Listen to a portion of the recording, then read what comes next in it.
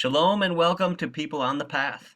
My name is Adam Lowy, and I am the lifelong learning Moreh Derech at Congregation Beth Shalom in San Francisco.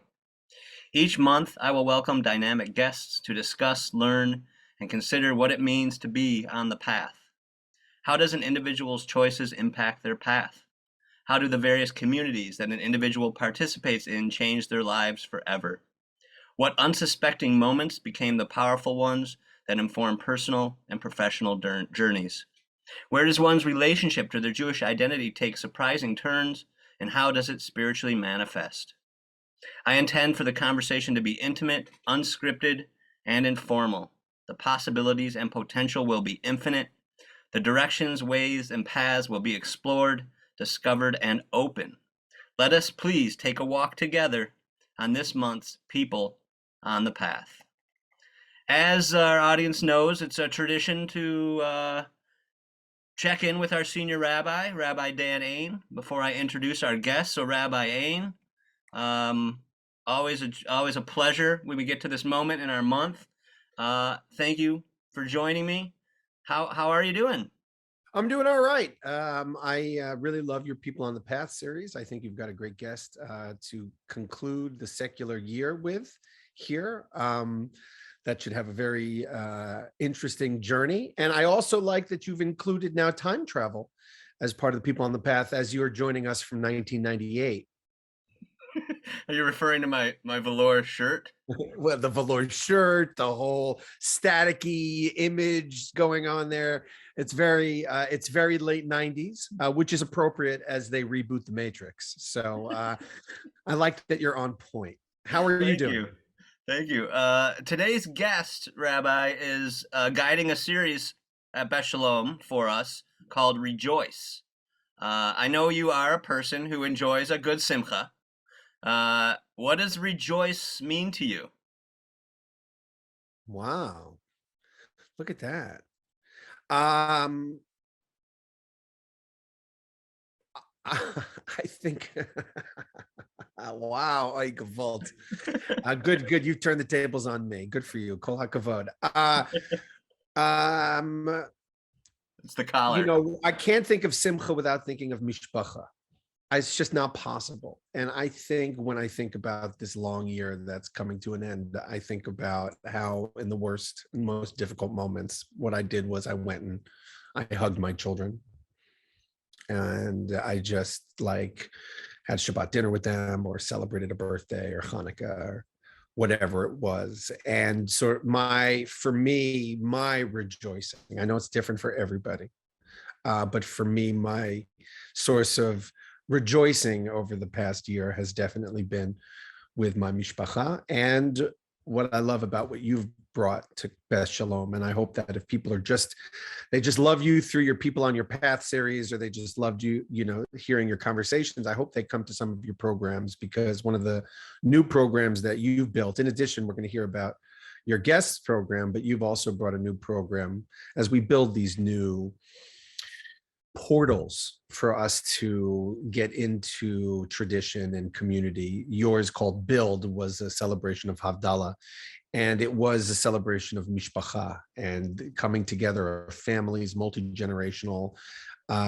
Felt really, as someone said recently, it just felt laid back and really nice. And I think that there are not too many we haven't had, just by nature of our current environment. We haven't had many opportunities to be with friends and family and chill. And so you bringing that to our community, as well as the guest bringing it through his Rejoice program, and finding it in different ways, some through family, some through prayer, some through community gatherings, has been essential. So I just want to say kol hakavod to you. I know it's been this was your first full secular year here with Congregation Beth Shalom, and it was a doozy, but I think you have done an amazing job in the 12 months under unbelievable difficulty, bringing people together, inspiring people. And I just want to say toda rabah and kol hakavod. And I look forward to us being able to build. We've only been able to plant you together. We've only been able to plant small seeds just by nature of what we can do. I look forward to the flowering of that as we can all rejoice together and chill out in the environment back the way it used to be. So that is what I look forward to. I don't know if we can get there. I don't know if it'll look different. I don't know if it'll look the same, but I think your kavanah is something we all want to follow on that path. So kol hakavod to you. Thank you so much. I always appreciate your answers. Seem to always find their way back to giving me some love and praise, and that means a great deal. And I'm grateful that you've given me the space, the encouragement, and the partnership to do some new programs and to try to build the community we want to be. So thank you. Amen. Amen. Thank you. And I look forward to 2022 with you, and I will bring you back in a little bit as we start to have conversation with our guest. And I really appreciate that Rabbi Ain mentioned the word kavanah, because in my short time with today's guest, kavanah is a central word to his being. So let me introduce our guest. Reb Tsvi, please turn on your camera if you haven't yet. And here's the formal intro. Reb Tsvi Bar-David teaches both the study and practice of Jewish mysticism, from the 2,000-year-old Merkava Hechalot, text that underpin Jewish prayer from its inception through our day, through the medieval Kabbalah reflected in the Zohar, to the Hasidic reworking of Kabbalah as a psycho-spiritual map of human beings, including the Tanya of Chabad Lubavitch and the works of the Piatzetzer Rebbe on deconstructive meditation and the sociology of the sacred practice group that supports the meditative practice. Reb Tsvi Bar-David is also active in the use of sacred music, Hasidic, Sufi, Sephardic, to help get people into the God zone, by which he means, I am still me, and the beloved is still the beloved, and yet the wall between us dissolves. Reb Tsvi, welcome to People on the Path. Quite a mouthful in there. Thanks so much for joining me. I'm really looking forward to our conversation. First, I just want to start with, how are you? I'm good. I'm a little sad. I have some family issues I'm dealing with my adult children back east. It happens, stuff happens. And I think part of the benefit of having any spiritual practice, whether it be Jewish or 12-step or otherwise, is deriving from it the strength and even sometimes the wisdom to deal with whatever life on the planet throws at you. Well, I'm sorry to hear that you're having some mishpacha challenges. Yeah. I think, as Rabbi Ain referred to his kind of grounding relationship in moments of mishpacha, that they do bring us the extremes, right? A family brings us the extremes of joy and the extremes of challenge and pain. I'm just grateful that you were able to join us today. And I'm going to ask you the same question that I asked Rabbi Ain. Tell us about how you rejoice. Well, and it relates, that's a practice that relates directly to my answer to your question, concerning what's going on in my mishpacha, my biological family. And what I love about that word, and Vered gave me 3 different words in English to choose from to name the project, the pilot project, that I'm currently running at Congregation Beth Shalom, for which I'm so grateful to all of you for the opportunity to do so. And one of the words she offered me was rejoice. And I thought, oh, simcha. I mean, Vered's Israeli, I knew what she was thinking.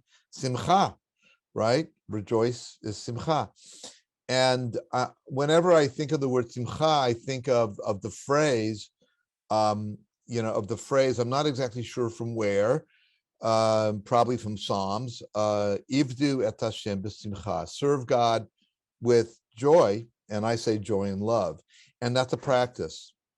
Joy is a practice. There are other words in Hebrew for kinds of of happiness and joy that are spontaneous, but simcha is a practice. And how do I know that? It's from the Torah itself, that says, "V'samachta b'chagecha," and you will rejoice, in the Prussian imperative of the Hebrew verb, so to speak, and you will rejoice in your holidays. And God doesn't hand us anything that we can't do. And so that's what informs me that simcha, that kind of joy, that kind of rejoicing, is a practice. And I'm very interested, not only for myself, but for my students and my friends, I'm interested in repeatable practices. It's like science. I have a PhD in applied math, right? So I'm definitely interested in science, Western science. How do I get myself, how do I get my band, my ensemble, how do I get the holy community that's sitting there with me, on, what is it? It's January 7th, 6 p.m. at Congregation Beth Shalom at the Sufi Jewish service.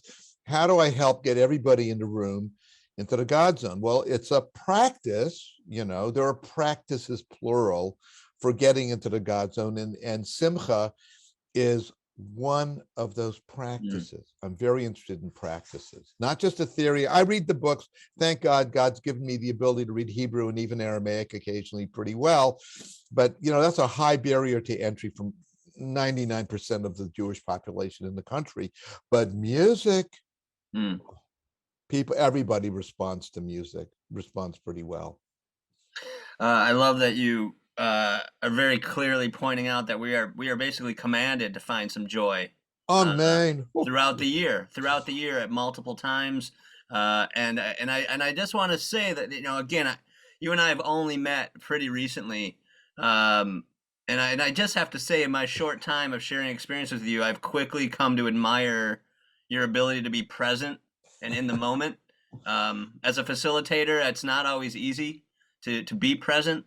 And I really admire it, and I want to spend more time with you and at your events and under your guidance, because it's been really positive for me, and I just appreciate how you are bringing spirituality, the notion of the God zone. I love that concept, and I want to spend today, because your bio pretty much describes what you're teaching and studying and practicing in Jewish mysticism, and I want to use our time on People on the Path to learn about what's brought you to this moment, to this present moment, and I, you mentioned mathematics. Rabbi mentioned mathematics, but I'm going to go back even before mathematics.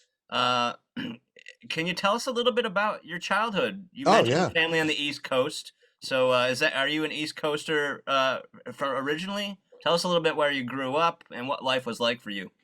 I think what really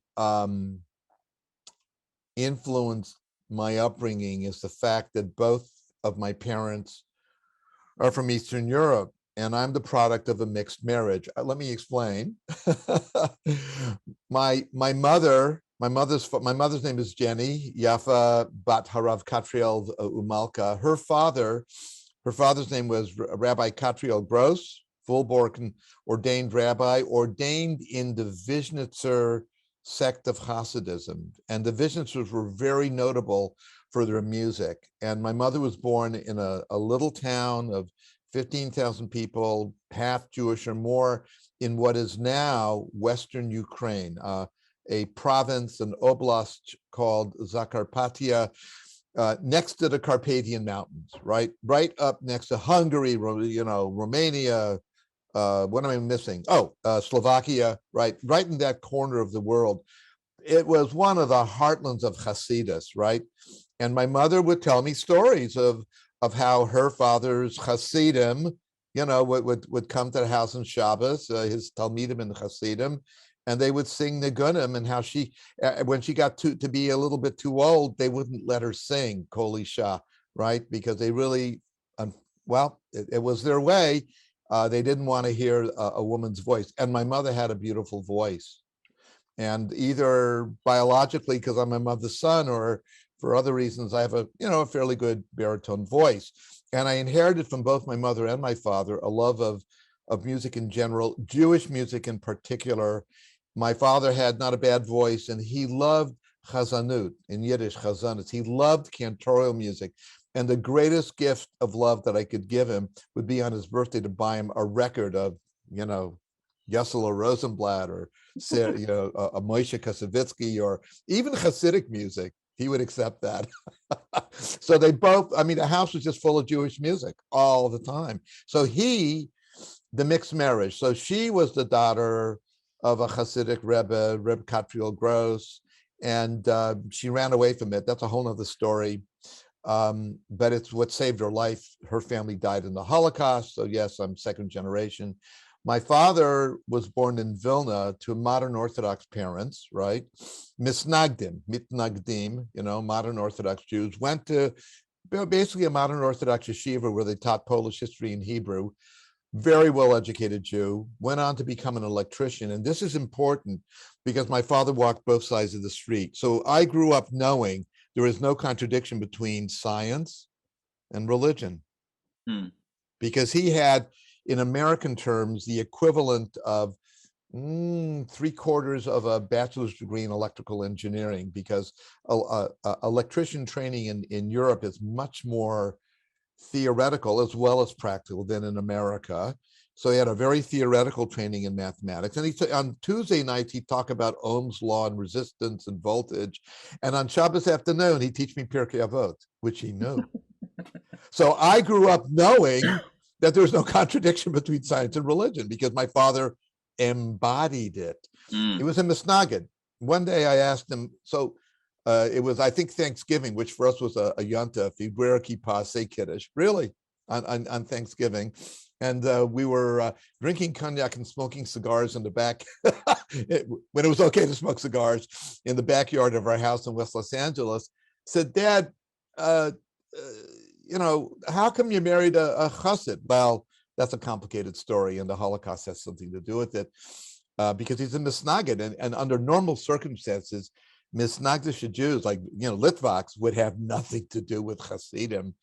And he said the following to me, and he said it every year. He said, Tzvi, in his gruff Polish accent. English was his worst language. He was fluent in Yiddish, Hebrew, Polish, Russian, whatever, German. And he said, Tzvi, the Hasidim are no good. He said, how can you say that, Dad? Mom is a chassid, was a chassid. And he said, never mind. And he said, do you know what the Hasidim do? You have to understand that my father's cultural hero was the Vilna Gaon, who put the first Lubavitcher Rebbe in Cherem, in excommunication. And he said, they're no good. I said, how can you say that, Dad? What's wrong with the Hasidim? He said, do you know what they do? Tzvi said, no, Dad, what do they do? Tzvi, they dance on tabletops while drinking vodka when it's pastnit. In other words, decent people don't do things like that.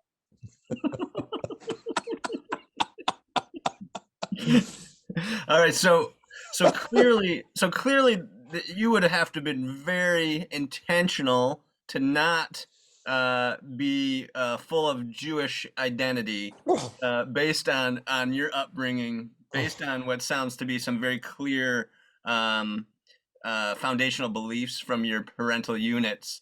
So this next question, I guess you've sort of touched on it, but can you address spirituality in your home? How did that manifest with your parents, and how did you start to dial in, or even maybe there's a moment that you could acknowledge or that you kind of point to as a spiritual moment of your youth that you started to kind of recognize that there was a God zone? Wow. Because I have to tell you a little side story, but it's relevant to the question you're asking, Adam. And that is, I never asked my father this, but my mother wanted to send me to Orthodox yeshivas in LA, where I grew up, Venice and West Los Angeles.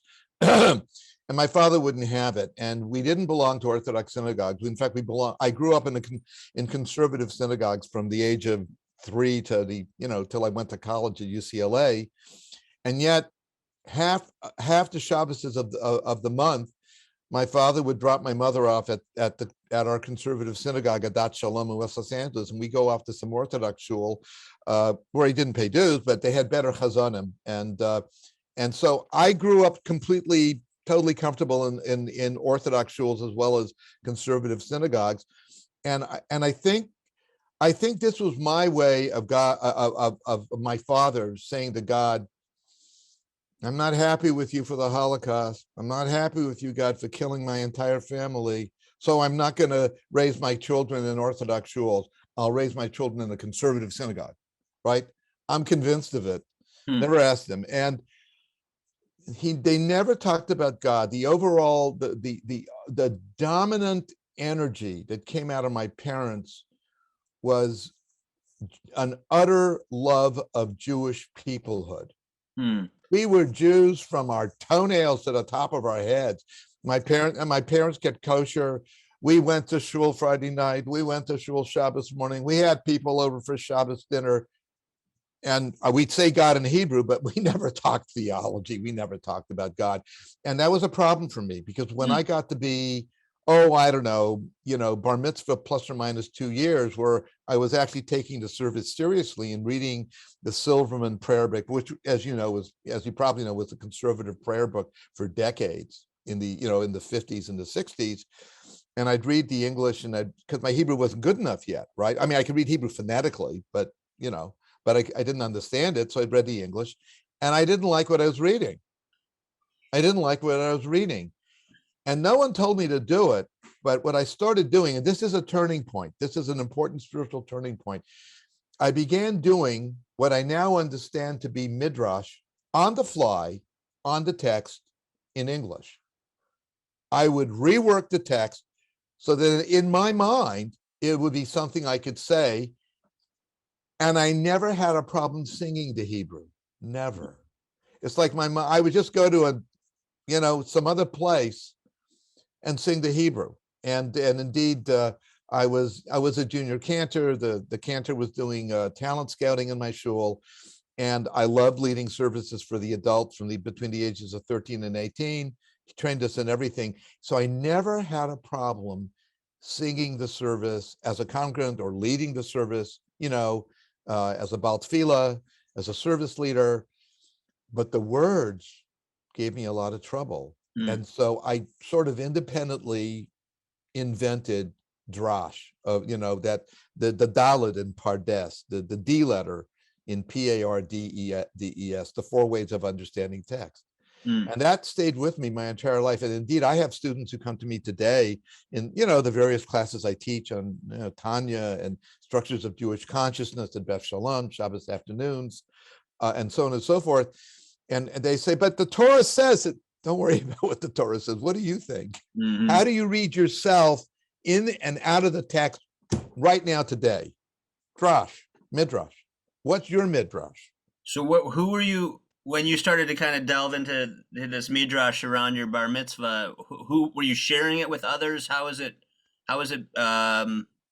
emerging from you, or was it a personal kind of private practice? It was a personal private practice. I felt kind of, I don't know who to talk about this with. I mean, not even the rabbi. It was a nice guy, by the way, and a lineal descendant of the Chafetz Chaim, one of the great Musarists, Rabbi Meir Mereminsky of blessed memory. No, it was just a private practice that I would engage in when I was a congregant, not a leader of a service. I would just rework the text, until it made some kind of sense to me.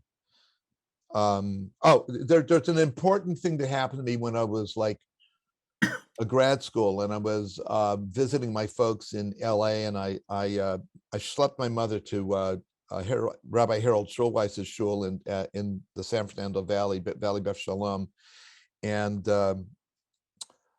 I went up to him, very famous guy in the conservative movement, and an out of the closet, so to speak, out of the closet reconstructionist. Turns out half of the conservative rabbis I know are closet reconstructionists. They don't believe in God, right? Or God is the power that makes for salvation. The words coming out of Mordechai Kaplan, but nothing supernatural.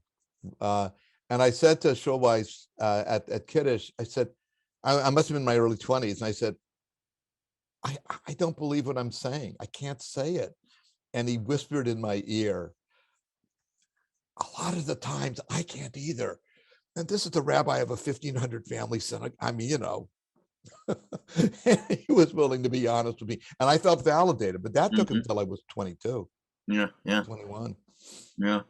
How would you describe Jewish values living in your home? Oh, let me tell you a story that says it all. So I was on study abroad at the Hebrew University in Jerusalem from UCLA, my junior year, the whole year. Came back speaking pretty fluent, modern Hebrew.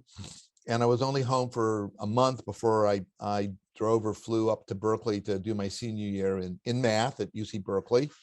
And my mother said to me within a day or two of flying home from Israel, and I mentioned to her that I had donated blood for Israeli soldiers on the Hebrew University campus. They had a blood drive, Trumat Dam, and I went and I donated blood. I don't like needles. I hate needles, but it's a mitzvah, right? So I did it.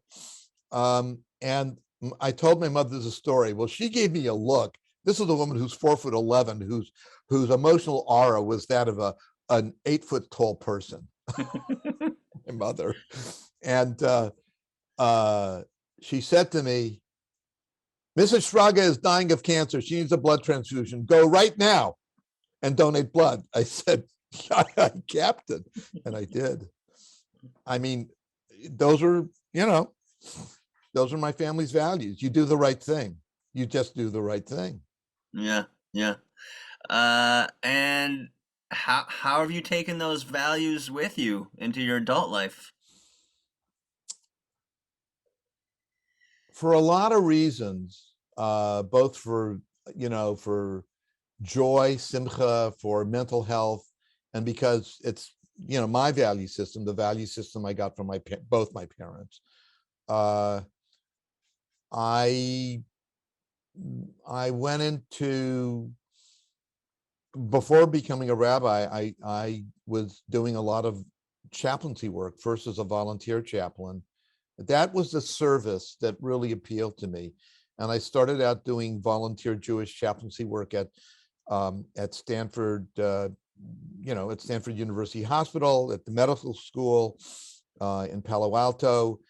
From there, I then did the full one-year program in clinical pastoral education. Namely, it's the standard for interfaith chaplaincy work throughout North America, really. From there, I did methadone counseling. And then when I went back into software, because I couldn't afford to live off of what I was making as a methadone counselor, although it was very meaningful work, hard work, very meaningful work, working with addicts and so on, addicts and crazies, both. So while back in the software world, I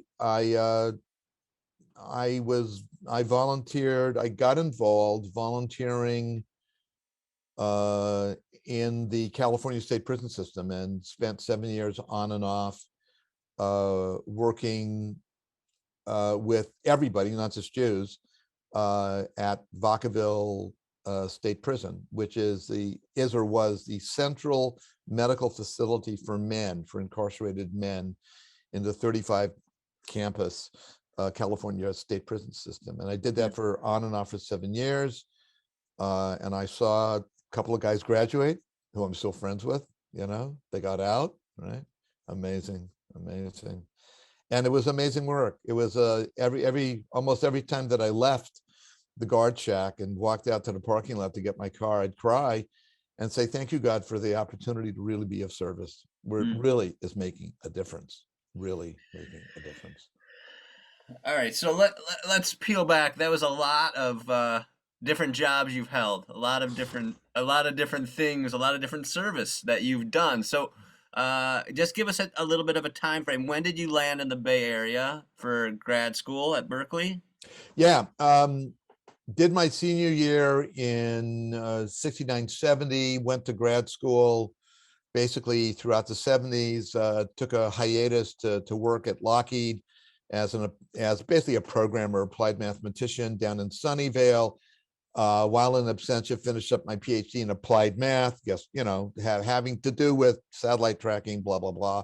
So finished my PhD in math and graduated in 1980 from UC Berkeley, went off to, left the Bay Area, went off to Highland Park, New Jersey, worked for Bell Labs, as a programmer, and for a bunch of other software outfits. Went from software, heads down programming and stuff to training and consulting, wrote a book on object-oriented design for a popular programming language, C++. I don't know if you know it, but I'll bet you some of our listeners know it. And in the meantime, got married, had 2 kids, separated in 1994 and headed back to the West Coast. So far that little quick rundown memory lane was, to me, largely on the science side of the street. Right. So tell us, when did the shift get you to what, to the work with Hashem, with God, with where did that shift take, and tell us, was it a pivotal moment? Tell us a little bit about that shift. So I was married to my first wife, Lucille, and we have 2 sons. So one of whom is profoundly autistic, and it was really torquing the family structure. And I spent about 3 or 4 years really trying to understand, both in my own psychotherapy and also in other ways, what am I really supposed to do? The decisions in front of me were very painful. And ultimately, I decided, it was a very painful decision, that for a lot of reasons, I needed to separate from my first wife, because I could not in good conscience support the way in which she was torquing the family entirely around our older son's illness, autism. It was wrong. And I was willing to take the consequences of that decision, which were severe in more ways than I want to tell you. One of the ways that I supported myself psychospiritually during that transition in late 1994, before I left, is I started going to a 12-step group called Codependence Anonymous. Oh, I was still going to shul, still teaching Hebrew and Talmud, all that stuff, right? Long before I became a rabbi. But somehow I wasn't able to find within Judaism the resources that I needed to deal with the situation, my personal family situation. So I had done a lot of reading for 3 or 4 years about 12-step, including Rabbi Avraham Tversky of blessed memory, a Hasidic rabbi who was a psychiatrist, MD psychiatrist, who founded a 12-step based drug and alcohol recovery, residential recovery house in Pittsburgh, where he lived. And if 12-step was good enough for a full-bore Hasidic Rebbe, of an illustrious Hasidic lineage, the Tversky family, then it was good enough for little old me, conservative Jew, and started going to 12-step meetings, CODA meetings, Codependence Anonymous in particular, because that was in my mind the addiction that I had to deal with in myself, and found a spiritual path completely okay, with Judaism, that in many ways was a lot simpler. Didn't have any historical baggage. It was just a simple path of 12 steps that I learned to work, and it saved my life. And in gratitude, I began starting Jewish 12-step groups, both in Los Angeles and in San Francisco for over a number of years, and ran them for a number of years. I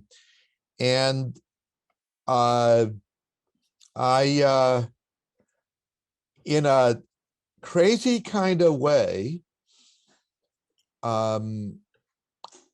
because the steps demanded it of me, I had to figure out what was God for me and to develop a relationship with God as I understood God. I'm quoting the 12 steps.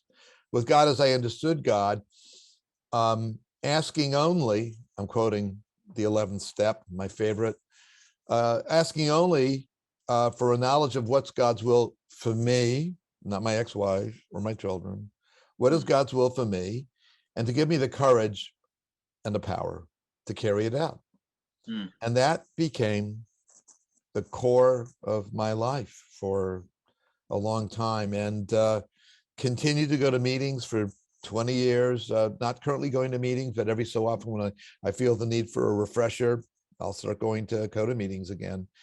And it's a major part of my spiritual practice. And as I said, completely compatible with Judaism.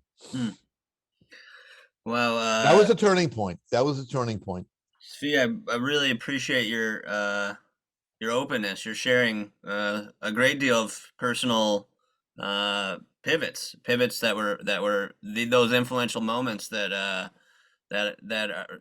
change people's lives and the course that they're taking. So thank you for being so open with us. When did you realize that you were a leader? I have walked up to the precipice of going to rabbinical school and walked away more times than Carter's got liver pills. So, Shulweiss saw it in me years ago.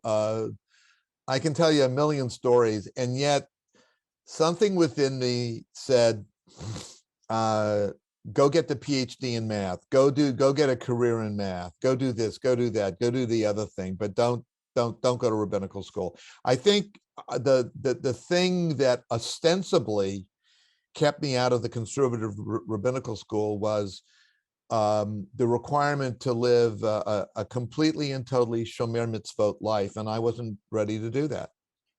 I just wasn't. I mean, good daveners. I can study Talmud with you with a little help from Steinsaltz's translation of the Talmud of the Gemara into Hebrew. Go to shul, pretty frequently, et cetera, study. But I wasn't ready to make the kind of modern Orthodox commitment of a lifestyle that JTS wanted of me, and that's one reason why I didn't go. I wasn't ready. But my mother kept saying to me something that then flourished into something. My mother would call me and say, "So new Reb Tsvi, how are you?" She'd say Reb Tsvi, right? Okay, we know what that means. "So new Reb Tsvi, how are you?" I said, "I'm fine, Mom." So why don't you call? I said, "I'm not a good son, Mom. I don't call." She said, "So new Reb Tsvi, how are your Hasidim?" The language right out of her father and her family, right? Right? She's telling me I'm in the lineage of her father, right? And I just say, oh, and I knew what she meant. She meant the people that would come to my house Shabbos after Shabbos for potluck Shabbos dinners. I mean, Shabbos after Shabbos for years, right? For Shabbos dinners. And she says, so new, how are your Hasidim? And I'd say, okay, Mom. And, I'd say, oh, well, that's the family she came from. It doesn't apply to me. Ha, ha. Yes, it did. It was the voice of God talking to me through her. And so years later, once I really had a spiritual life, a direct relationship with God that was not about singing and blissing out singing, but was a direct relationship. Maimonides would be proud of me, with God, a cognitive relationship with God that came out of the 12 steps. So once I had a spiritual life, I then went into chaplaincy work, and this is a critical turning point. I was at a retreat with all the other chaplains. We had a pretty large cohort. We had a cohort of about 9 people, very unusual, with 2 full board chaplaincy supervisors. That's a big deal in clinical pastoral education. We were at the Carmelite nunnery in Carmel, California, where the nuns practice utter silence, but there's a guest house for us. That's one of the ways they made a living. So The night before we returned back to Stanford for regular, our regular stuff, the next quarter, the last quarter of my training, my beloved Afro-American Baptist minister of a chaplaincy supervisor, John Harris, may he be blessed forever and ever, he's still alive, took me aside over a cup of tea and said, so there's one more month of chaplaincy training left, right? I said, yeah, John, yeah, right. Okay, here's the deal. You will write your 25-page essay on why you want to be a rabbi to the rabbinical school of your choice. And you will CC me a copy. You've walked up to the cliff too many times. It's time to fall over it. Go.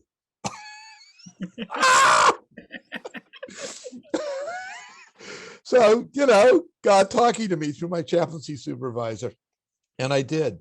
And I submitted my 25-page essay on why I want to be a rabbi, initially to renewal, and,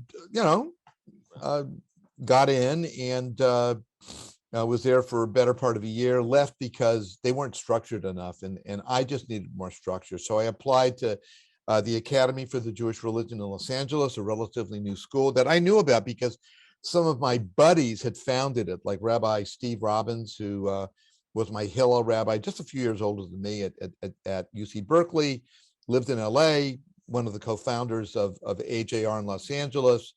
And I called him and said, I'd like to come and try it out for a quarter. He said, no problem, come and try us out. So I did. I loved it. I loved being in a brick and mortar yeshiva, rabbinical school with fellow students and rabbis and teachers. And I took to it like a duck to water. And, 4 years later, I was done. Because they had a structure, like you take all these classes or test out of them and write your senior thesis, your master's thesis, which I did on, guess what? Early Jewish mysticism, Merkava Echalot, the mysticism of the Siddur, and you're done. Whereas renewal, which I love, they were loosey-goosey. They were just too loosey-goosey for me. So, and the funny thing is that a past rabbi of Beth Shalom, Rabbi Alan Liu of blessed memory, was my mashgiach ruchani, my spiritual advisor. And he spent every monthly session telling me why I didn't belong in renewal and I needed to go either to the conservative rabbinical school or at least go to AJR, He just kept hacking me a chinik every month until I did. Wow.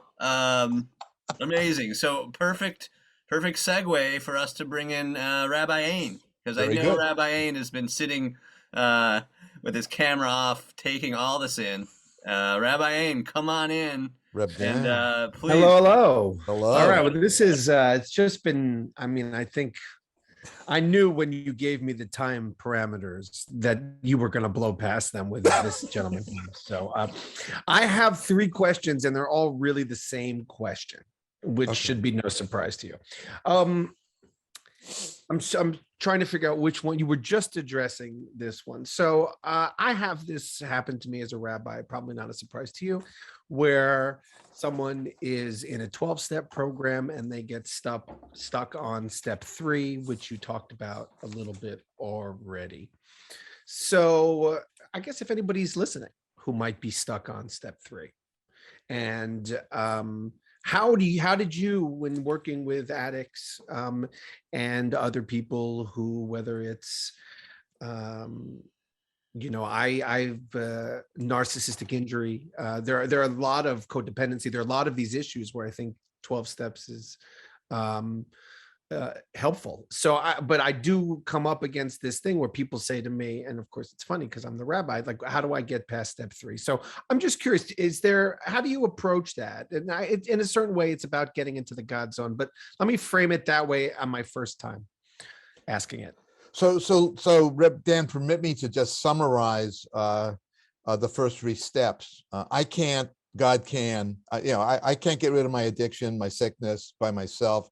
God can, but only if I let God. So that means I have to have a notion of God, and it doesn't have to be the same as anybody else in that 12-step room or anybody else on the planet. It just has to be mine. And for a lot of people, who are atheists. Like I've met a lot of atheist lawyers, for example. I was hanging out with a bunch of lawyer and judge alcoholics in recovery. They liked me so much they wanted me to be the chair of the meeting for 6 months. So I did. Anyway, but one of the main guys running the group was a strong atheist who would always, zets me about being a rabbi and a believer in God of any sort. But he would say, as an atheist, I'm an atheist. He would say in group, and he would say, and for me, my higher power, God, is the will of the group, this recovery community of which I'm a part. And, there's a tremendous amount of spiritual wisdom and spiritual practice information in that statement that you can find bad groups. Let's talk about good groups, like a good 12-step group, or hopefully, the kind of groups that I run, right? So it's the halacha. You believe in the halacha. You believe in the steps. You attach yourself to the community that surrounds. I believe I got to be more honest. I mean, because I'm not a completely halachic Jew by any means. No, but I meant the halacha of the 12 steps. I believe in the halacha of the 12 steps, and I also believe, like the Pia Setzner does and talks about it. The Pia Setzner Rebbe, I believe in the healing and strengthening power of a good spiritual community. It's not just about the rabbi. It's not by a long shot, about the spiritual leader. Mm-hmm. The healing power of community, Jewish community writ large, which is what my parents taught me. What they really taught me to venerate, to honor, was Yiddishkeit, Jewish community in all time and all places. And the Pia Setzner, boils it down and says, well, if you really want to connect with God and davening isn't working for you, which is what he writes about in his book, Towards Building Conscious Spiritual Community, English translation by Rabbi Andrea Keener, right? But it's the Pia Setzner's book. He said, if you really want to connect with God, you need to meditate, but not as a loner. You need to meditate in a sacred practice community. It's the best way to get there. I agree. The main thrust of my high holiday message this past year actually began from my upbringing, which was the story of, I shared the story of the Rabbi Moreh Shapiro, who taught me Talmud in the seminary, and he was a survivor of the Holocaust. He says Judaism rests on 3 things: God, Torah, and Israel. Right. I love Torah. I love Israel. 2 out of 3 ain't bad. And you sum that up in a lot of your different ways, describing a little bit of your background. We said the words in Hebrew, but there's Howard Schulweis and all of that sort of connection. And I think we really, more so than God these days, God is sort of the first 20 years of this century. Now it's community. Can we have community, or do we need to be isolated on our own? I think it's you're asking, I think, the right question, but I still want to push. So I've only asked it once. I'm going to ask it only 2 more times. What I learned, I was not one of these people, but I have learned by hanging around with some of them, you're what people refer to as high functioning. Did you know that? Have you heard that term, high functioning? Oh, you mean in a 12-step sense? No. I mean in a brain matter sense. Oh, no, I don't know what you mean. So high functioning is someone who worked at Bell Labs and has a PhD in applied mathematics from Berkeley. Okay. That's a high functioning individual, means their brain is very high functioning. Okay. So that's an expression that I've learned hanging around with outrageously bright individuals. They're high functioning. So I found that amongst high functioning people who worked at Bell Labs or has, mathematics PhDs, well, first of all, joining a group and accepting principles of a group is one issue. We can talk about that at a later date, but also this God zone. And so I grew up in a Long Island environment where it was support the state of Israel, support the Jewish community. This God stuff is for people who aren't as smart as we hope to be or want other people think that we are. It might look bad if we actually believe this stuff. And I think, maybe amongst high functioning people, that's a real thing. this Marit Ayin to accept Hashem in San Francisco amongst high functioning people, it's going to look wrong. Marit Ayin is the evil eye. You know, you're worried about appearances. So can you speak to that as someone who is a very high functioning individual? Was that a barrier you had to cross over, or if not, have you seen it with others? Yes, it was a barrier I had to cross over, and had precisely to do with what I inherited from each of my parents. From my father, by and large, I inherited a love of the intellectual, because he was, you know, like I said, he was European electrician training is theoretical as well as practical, and no surprise I went into mathematics. No surprise.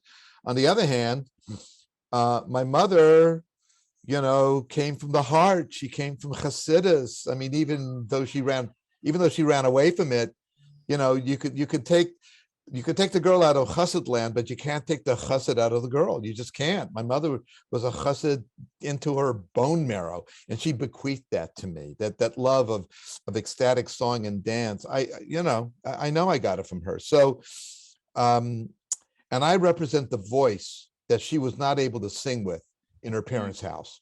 Wow. Okay. All right. So let me So ask what I want to say is, I want to say is, I'm not done. I'm sorry for interrupting, but what I want to say is,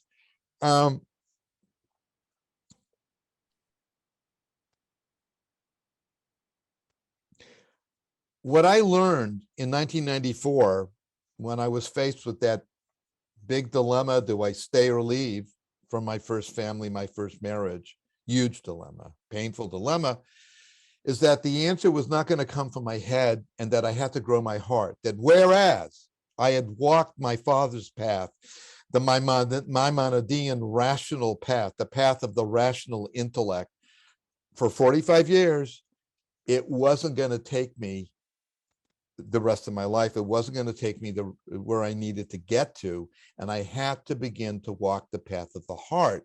And 12 Steps, Codependence Anonymous, was the beginnings of walking the path of the heart.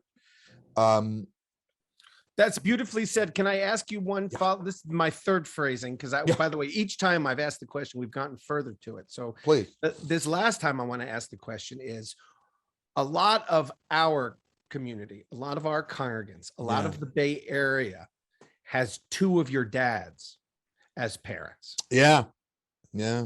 And the idea of stepping foot in a shul, therefore, is an anathema, because it's a violation of something. I once dated a girl. I'll share the story, whatever. I share everything. I once dated this girl who was studying to be a psychotherapist, and she said to me, you know, we have to stop dating, because to continue dating you would be to betray my family's atheistic. True story. Anyway, it's a blessing. It's a blessing, obviously. But what I think is hard here in San Francisco is that, yeah, I mean, it's beautiful the way that you talked about having your mother's neshama as a part of you, and having that voice to share that, but that was already baked into you. And I think that there are a lot of people for whom it's not implanted, unfortunately. They haven't been connected to it. There is some yearning, and I get this a lot recently, of people who've done 23andMe and who've identified an aspect of Judaism in their tradition and have felt a calling and a yearning towards it. I've spoken to people who've been brought up in multiple traditions and who always felt Judaism stuck out. So I encourage them to follow their heart in that way. But they do ultimately get to a point where there has to be some abdication of intellectual control. And so the question is, how does one get nobody there? wants to do that. People don't want to do that. Can 12 steps be used to help maybe get over some of the, negative stereotypes and associations that a lot of the people in the Bay Area have around Jewish community? How do we get over that antipathy, which perhaps rightly was caused by really bad clergy and religious leaders in past generations? Crisis. It's not 12 step, it's crisis. And crisis can then lead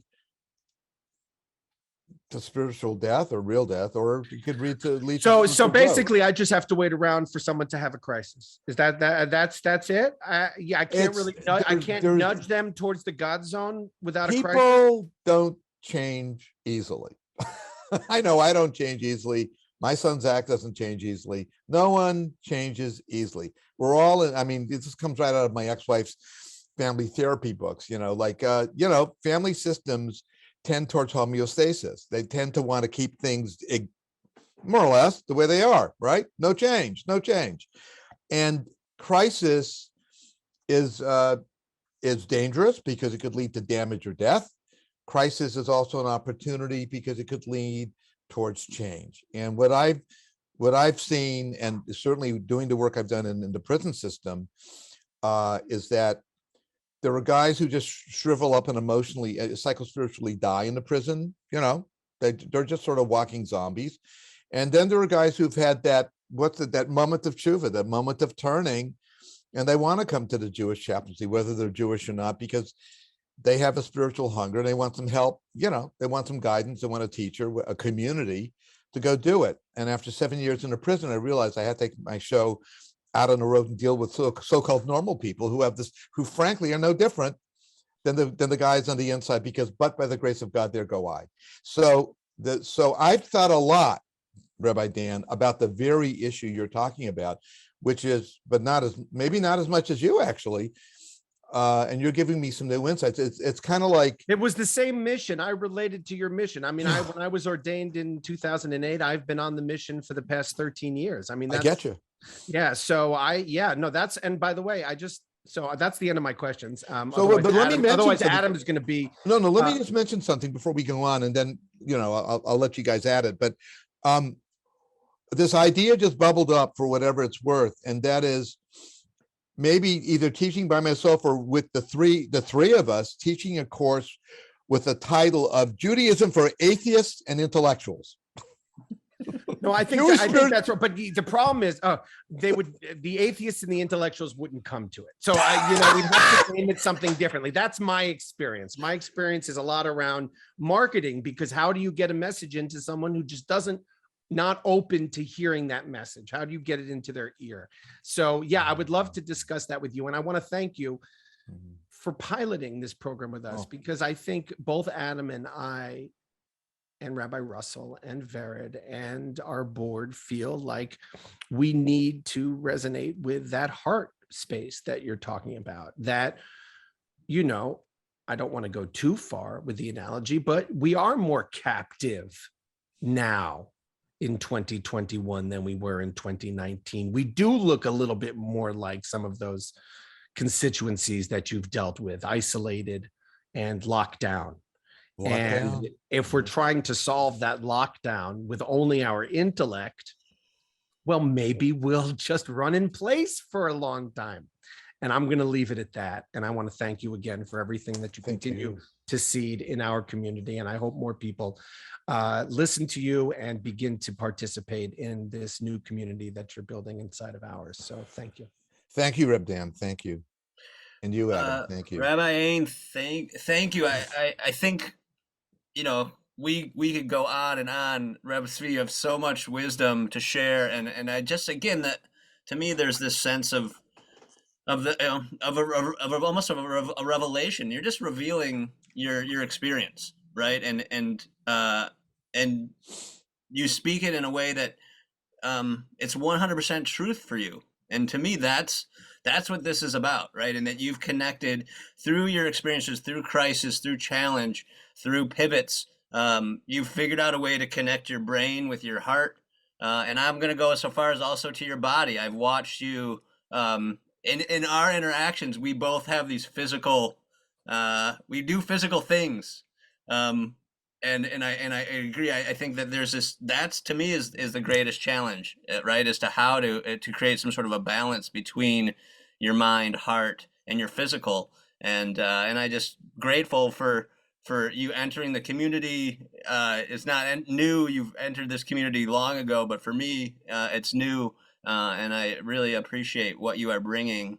And that you're just an example. You are a perfect role model for for living the life and trying, right? You're trying.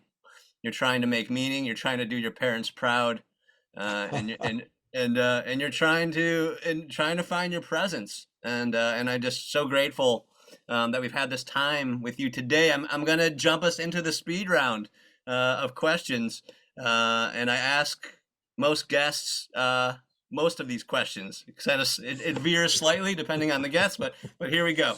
Okay. Are you ready? Yes. What are 5 necessities that you must have with you on the path? Oh, God. Oh, 5. That's one. That's one. God.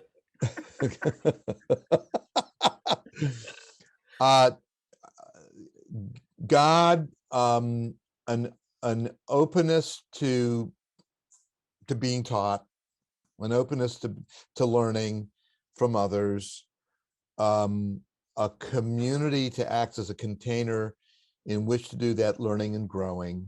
So that's 3. 1, 2, 3.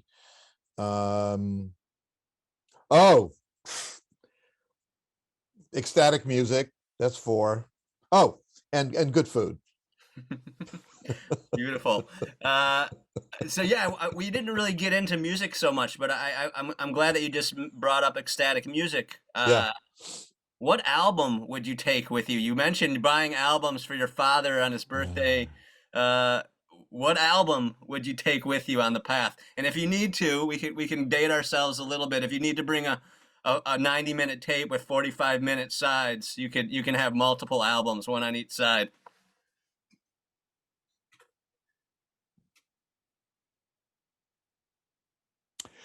I would bring 2 albums. One of them would be John Ehrlich's Sephardi music group Za'atar, right? You know, the Spice from Palestine, Israel. Za'atar, a great album, beautiful music, still around. And the other thing that I would add would be the other album would be a recent concert, because the tape is up on YouTube, of the Stanford Middle Eastern Ensemble, of which Ilan and I were a part before COVID. It's shut down when COVID hit, but incredible music in Arabic, certainly, and Hebrew, and other Middle Eastern languages like Turkish and Persian. Beautiful. What was the name of the Za'atar artist? The head of the group, and this album goes back to 2007 or earlier, is my beloved friend and oud player and ensemble maker, John, John, new word, Ehrlich. I think it's Erlich. There's not EHR, Erlich. John Ehrlich, Za'atar. Look it up on CD Baby or whatever. It's a great CD. Great. Great. Thank you. If you could walk the path with anybody, they could be living, they could be past, they could be a person in their future selves, who would you like to walk the path with right now?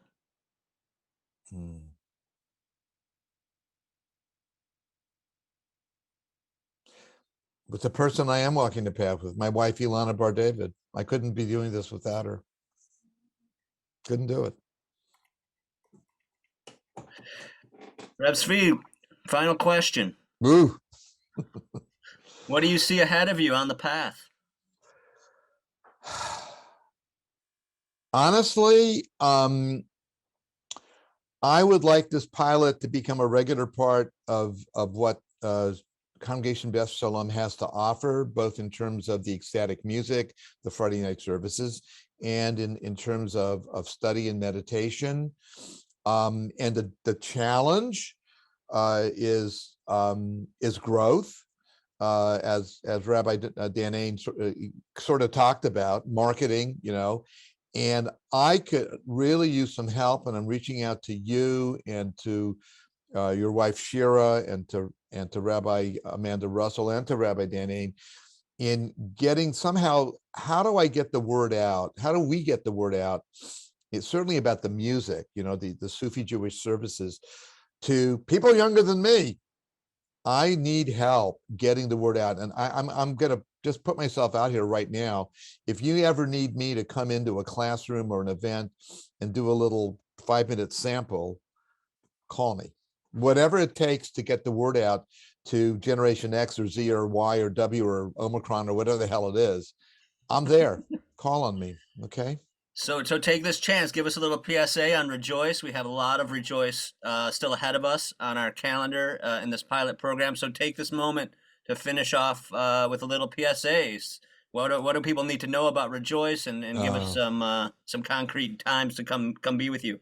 Let me start with the concrete. So we're in the middle of this wonderful 12-session workshop that happens after Kiddush lunch on Shabbat morning, roughly around 12:45 to 1:45 in the meditation hall at Congregation Beth Shalom, San Francisco. I think we're coming up on class 4, whatever it is. The schedule is on the synagogue website. We meet pretty much weekly, except for the secular holidays. We're taking a break. Our next class, in which has the theme, all 12 classes have the theme of structures of consciousness from a Jewish perspective, both from the perspective of meditation. We do a different meditation every week, and then we discuss a different structure of consciousness every week from a Jewish and other perspectives. So the next session of the class, Shabbat afternoon, will be, God willing, Shabbat, Saturday, January 8th, right? And then weekly, I think without fail, until February 26th of 2022. The other thing that's part of the pilot is the second Sacred Ecstatic Kabbalat Shabbat with a band and with our ensemble. We just had our first rehearsal. We're going to have a second rehearsal, and then we are just loaded for bear. We are just so excited about bringing our contribution to the community, and that is going to be Kabbalat Shabbat, Friday night, 6 p.m. prompt, January 7th. And my hope is that people like it enough, and the powers that be like it enough, that we continue to do it and have an opportunity to grow simcha, to grow joy, using music and chant and drumming. And I'm going to try to talk as little as possible and let this kind of ecstatic davening that we're developing speak for itself. Well, it definitely spoke to me when I came to the first one. I love the oud player, Oh yeah, the drummer. I mean, it really tapped into a piece of my spirituality that I'm frankly longing for. So thank you for everything. Thank you for the joy you bring to the work, the joy you bring into our community, and just thank you so much for allowing us to walk on your path with you today. And I wish you a great 2022. And I'm just going to finish off by letting everybody know that People on the Path is shared on the last Wednesday of each month. Next month's guest will be author and educator Joan Gelfand, and will be delivered to your inboxes on January 26th. So I'll see everybody in the new 2022 year, and come visit us at Beth Shalom. Come join Rabbi Tsvi Bar-David for some Rejoice, and have a great rest of the week, everybody, and be safe. Love somebody, hug somebody, and I hope that this has given you a chance to find your footing. I encourage you all to walk your path with courage, wonder, curiosity, and an open body, mind, and spirit like Reb Tsvi does. Shalom and Nisiat Tova. Safe travels to everyone. thank you, Adam. My pleasure.